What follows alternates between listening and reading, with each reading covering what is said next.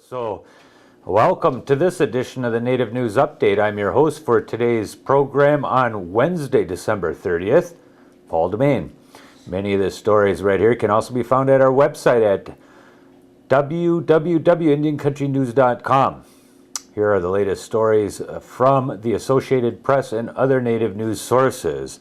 Authorities are still piecing together the events of a December 29th murder-suicide on the grounds of the Barona Casino in Lakeside, California. Officials identified the victim in the shooting as Raymundo Castellas, 43, who was shot to death by Donald Roberts, who then turned the gun on himself.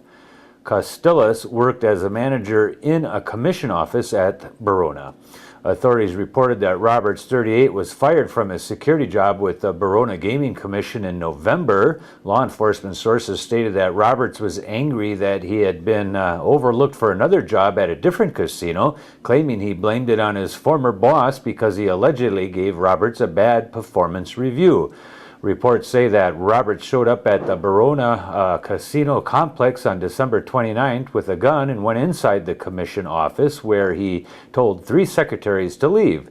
After heading into a manager's office, 3 or 4 shots were heard as more than a dozen other employees escaped out a back door. Woodbury, Connecticut police say they charged the chief of the Shagatoke tribal nation with driving under the influence. 59-year-old Richard Velke was arrested Christmas night. Police say an off-duty officer who saw Velke driving his SUV erratically pulled him over. Authorities say Velke got out of his vehicle, stumbled toward the officer's car, threatened the officer, and punched the hood of the officer's vehicle. Velke was arrested and charged with driving under the influence of alcohol or drugs, failure to drive right, and breach of peace. He posted $5,000 bail and is to be arraigned January 4th in Waterbury Superior Court. A woman who answered a phone listing for Velke December 29th said his arrest wasn't newsworthy and hung up. An emotional embrace between 2 strangers captured the spirit of reconciliation a Dakota leader and a Mankato, Minnesota businessman first envisioned nearly 4 decades ago. Both Peter Lenkeek and Mary Herbst had ancestors standing roughly where the Blue Earth County Library now stands in downtown Mankato on December 26, 1862. Lengeek tells a story about an 8-year-old boy, his great-great-grandfather, Joe St. John, who was watching that day as his grandfather was hung along with 37 other men during the largest mass execution in U.S. history. Herb's great-grandfather, John Wesley Latrell, was there too, she said. He and his brother Washington were soldiers in the U.S. Army. They were standing guard surrounded by about 3,000 spectators who gathered to see the gallows lined with men who had been sentenced to death as a result of the Dakota War and Uprising there in Minnesota. A long ride on horseback spanning more than 300 miles and a desire to heal the tremendous pain and suffering still felt by many Dakota people brought Lenkeek to Reconciliation Park this past weekend. He led the 5th annual Dakota 38 Memorial Ride from Lower Brule, South Dakota to Mankato, capped by a ceremony near the park's buffalo statue.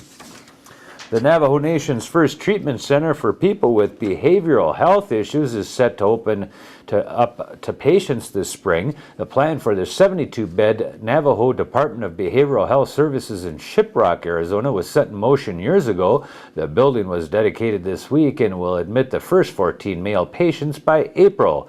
This could not come at a better time, said Alvin Warren, Cabinet Secretary of the State Department of Indian Affairs. He estimates that 25% of Navajo residents do not receive treatment because of cost or distance to treatment centers off the reservation. Warren said the $15.9 million transformation of the old Shiprock Hospital building into the Navajo Regional Behavioral Health Center means more people will have access to quality treatment.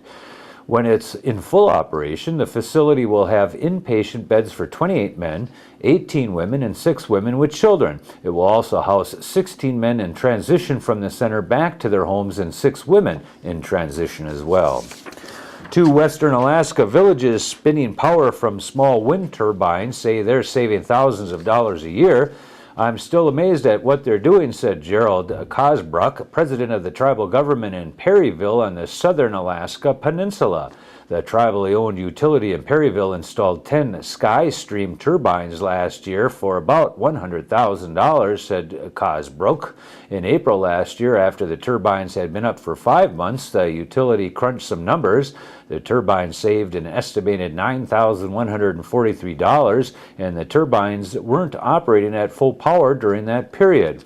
In the months since, the turbines situated behind a fence near the Pacific Ocean have operated at full production, so the savings have likely improved, he believes. Also, the village has had a lot of wind this year, so that it's likely helped out with the situation as well. Best of all, the village is no longer running out of diesel fuel for the power plant. The village of 130 doesn't have much fuel storage, so every 6 months the village ran out of gas. The utility would fly in limited quantities until the next barge arrived during the summer with a large shipment. An incumbent and newcomer have been elected to 3-year terms on the Southern Ute Tribe's governing council in a runoff election. The runoff was required after none of the 8 candidates for 2 open seats there received a majority of the vote in the November election. In the runoff last week, incumbent Jimmy Newton Jr. and newcomer Joycelyn Dutchy received the most votes to defeat 2 other candidates. 6 tribal members sit on the council and another serves as chairman. The federal government has announced a $1.6 million stimulus grant to the Lummi Nation of Washington. The tribe plans to use the money to build a business incubator in Ferndale. Commerce Secretary Gary Locke says the project is expected to create 200 jobs and generate nearly $4 million in private investment. Nationwide, $3 billion in grants, contracts, and loans have been set aside for 564 federally recognized tribes in the American Recovery and Reinvestment Act. About $94 million in stimulus grants, contracts, and loans have been awarded to Washington's 29 tribes so far. And that is the latest roundup of news from Indian Country on this edition of the Native News Update. We want to thank you for watching us, and come back tomorrow when Kimberly Acosta does the news here at IndianCountryTV.com. Miigwech.